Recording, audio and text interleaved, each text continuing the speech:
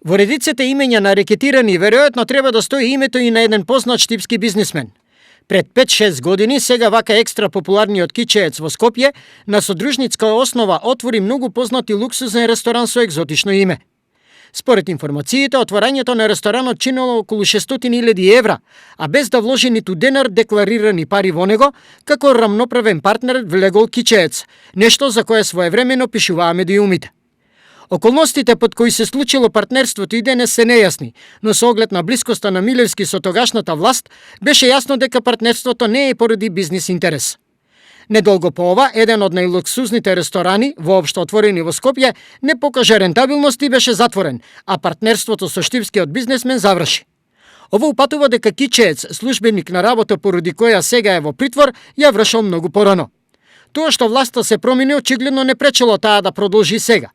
Фактот што тој за обичните луѓе има неизмерлив имот во однос на легалните примања, само упатува дека под чергата има многу ѓубре.